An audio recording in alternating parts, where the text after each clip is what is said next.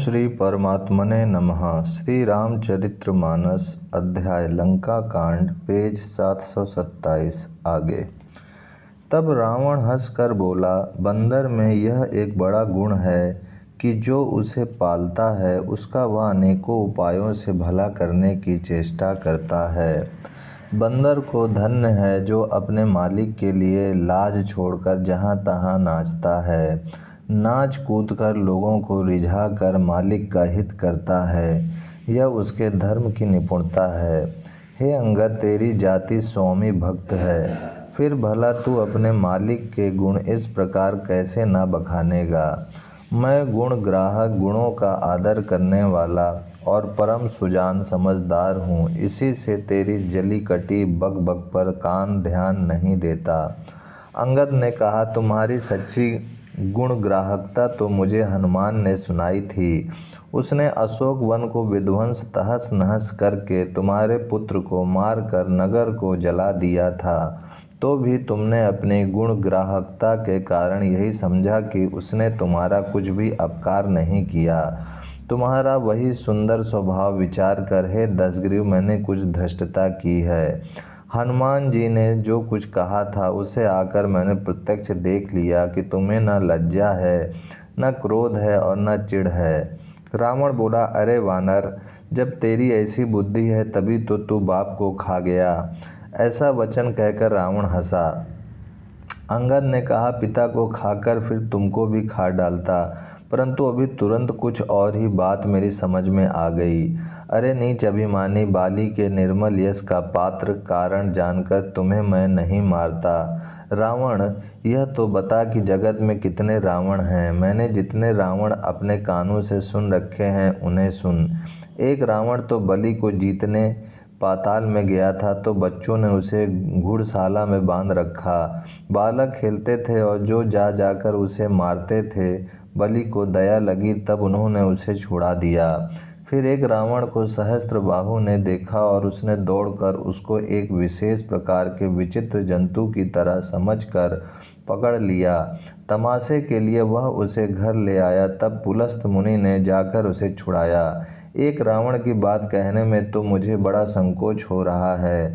वह बहुत दिनों तक बाली की कांख में रहा था। इनमें से तुम कौन से रावण हो? खींचना छोड़कर सच सच बताओ। रावण ने कहा, अरे मूर्ख, सुन, मैं वही बलवान रावण हूँ जिसकी भुजाओं की लीला करामात कैलाश पर्वत जानता है, जिसकी सूरता उमापति महादेव जी जानते हैं, जिन्हें अपने सिर रूपी पुष्प चढ़ा चढ़ाकर मैंने पूजा था। सिर रूपी कमलों को अपने हाथों से उतार कर मैंने अगणित बार त्रिपुरारी शिव जी की पूजा की है। अरे मूर्ख, मेरी भुजाओं का पराक्रम दिक्पाल जानते हैं, जिनके हृदय में वह आज भी चुभ रहा है।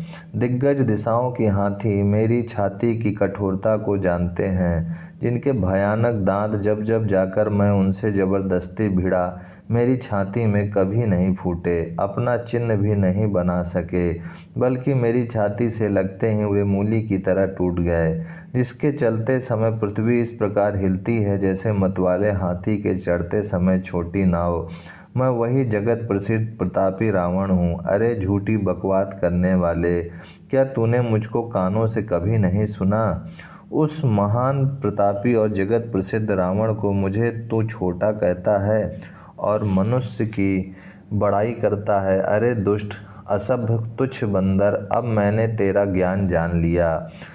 रावण के ये वचन सुनकर अंगद क्रोध सहित वचन बोले, अरे नीच अभिमानी, संभाल कर सोच समझ कर बोल। जिनका फरसा सहस्त्रबाहु की भुजाओं रूपी अपार वन को जलाने के लिए अग्नि के समान था, जिनके फरसा रूपी समुद्र की तीव्र धारा में अनगिनत राजा अनेकों बार डूब गए, उन परशुराम जी का गर्व जिन्हें देखते ही भाग गया। अरे अभागे 10 शीश, वे मनुष्य क्यों कर हैं? क्यों रे मूर्ख उदंड, श्री रामचंद्र जी मनुष्य हैं, कामदेव भी क्या धनुर्धारी है और गंगा जी क्या नदी हैं, कामधेनु क्या पशु हैं और कल्पवृक्ष क्या पेड़ है, अन्न भी क्या दान है और अमृत क्या रस है, गरुड़ जी क्या पक्षी हैं, शेष जी क्या सर्प हैं। अरे रावण, चिंतामणि भी क्या पत्थर है, अरे ओ मूर्ख सुन, वैकुंठ भी क्या लोक है और श्री रघुनाथ जी की अखंड भक्ति क्या और लाभों जैसा ही लाभ है। सेना समेत तेरा मान मत कर, अशोक वन को उजाड़ कर, नगर को जलाकर और तेरे पुत्र को मारकर जो लौट गए तू उनको कुछ भी ना बिगाड़ सका। क्यों रे दुष्ट, वे हनुमान जी क्या वानर हैं। अरे रावण, चतुराई कपट छोड़कर सुन, कृपा के समुद्र श्री रघुनाथ जी का तू भजन क्यों नहीं करता। अरे दुष्ट, यदि तू श्री राम जी का वैरी हुआ तो तुझे ब्रह्मा और रुद्र भी नहीं बचा सकेंगे। हे मूढ़, व्यर्थ गाल ना मार, डींग ना हाँक। श्री राम जी से वैर करने पर तेरा ऐसा हाल होगा कि तेरे सिर समूह श्री राम जी के बाण लगते ही वानरों के आगे पृथ्वी पर पड़ेंगे और रीक्ष वानर तेरे उन गेंद के समान अनेकों सिरों से चौगुना खेलेंगे। जब श्री रघुनाथ जी युद्ध में कोप करेंगे और उनके अत्यंत तीक्ष्ण बाण से बाण छूटेंगे, तब क्या तेरा ऐसा गाल चलेगा। ऐसा विचार कर उदार कृपालु श्री राम जी को भज।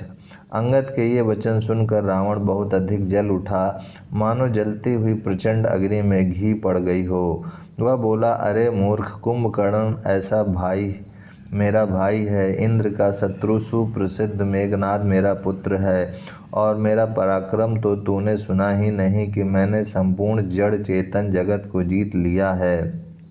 रे दुष्ट, वानरों की सहायता जोड़कर राम ने समुद्र बांध लिया, बस यही उसकी प्रभुता है। समुद्र को तो अनेकों पक्षी भी लांघ जाते हैं, पर इससे वे सभी सूरवीर नहीं हो जाते। अरे मूर्ख बंदर सुन, मेरी एक एक भुजा रूपी समुद्र बल रूपी जल से पूर्ण है, जिसमें बहुत से सूरवीर देवता और मनुष्य डूब चुके हैं।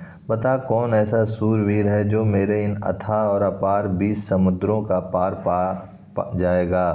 अरे दुष्ट, मैंने दिक्पालों तक से जल भरवाया और तू एक राजा का मुझे सुयस सुनाता है। यदि तेरा मालिक, जिसकी गुण गाथा तू बार बार कह रहा है, संग्राम में लड़ने वाला योद्धा है, तो फिर वह दूत किस लिए भेजता है। शत्रु से प्रीति संधि करते उसे लाज नहीं आती। पहले कैलाश का मथन करने वाली मेरी भुजाओं को देख, फिर अरे मूर्ख वानर, अपने मालिक की सराहना करना। रावण के समान सूरवीर कौन है, जिसने अपने ही हाथों से सिर काट काट कर अत्यंत हर्ष के साथ बहुत बार उन्हें अग्नि में होम दिया। स्वयं गौरीपति शिव जी इस बात के साक्षी हैं।